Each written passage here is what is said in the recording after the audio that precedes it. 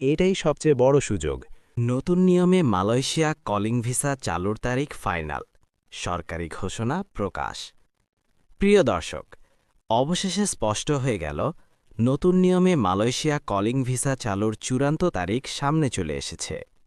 দীর্ঘ প্রতীক্ষার পর মালয়েশিয়া সরকার জানিয়ে দিয়েছে কবে থেকে পুরোদমে ভিসা প্রক্রিয়া শুরু হবে, কী নিয়ম যোগ হয়েছে এবং কোন কোন পরিবর্তনে পুরো সিস্টেম এবার কঠোরভাবে মনিটর করা হবে।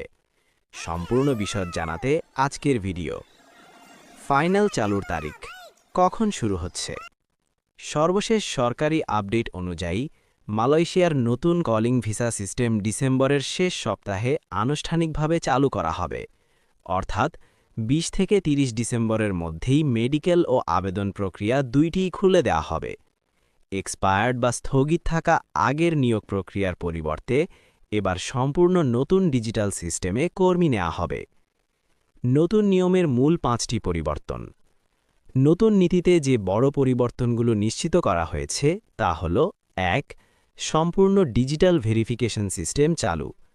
এবার সব আবেদন, কাগজপত্র, ডিমান্ড লেটার সবই অনলাইনে ট্র্যাক করা হবে। ভুল তথ্য দিলে সিস্টেম নিজেই আবেদন বাতিল করবে। ২. কর্মী নেওয়ার কোটা ফাইনাল। প্রথম ধাপে প্রায় ৫০,০০০ কর্মী নেওয়ার পরিকল্পনা ঘোষণা করা হয়েছে। এর বেশি নেওয়ার অনুমতি থাকবে না। ৩. মেডিকেল টেস্ট আরও কঠোর। নতুন মেডিকেল গাইডলাইন অনুযায়ী বুকের এক্স-রে, রক্ত, সিপিআর, ওজন, বিএমআই সবকিছু লাইভ মনিটরিংয়ের মাধ্যমে যাচাই হবে। ৪.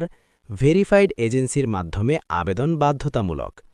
যে এজেন্সির নাম সরকারি তালিকায় নেই তাদের মাধ্যমে করা হলে That we আবেদন actually সঙ্গে get সঙ্গে ব্লক হবে। they might have ৫. fear of like heights or ওভারচার্জিং anything. বন্ধে They're like নতুন জরিমানা।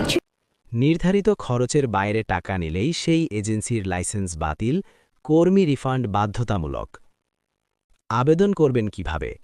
নতুন সিস্টেমের ধাপগুলো হল: ১. পাসপোর্ট ঠিক আছে কিনা আগে যাচাই করতে হবে। ২.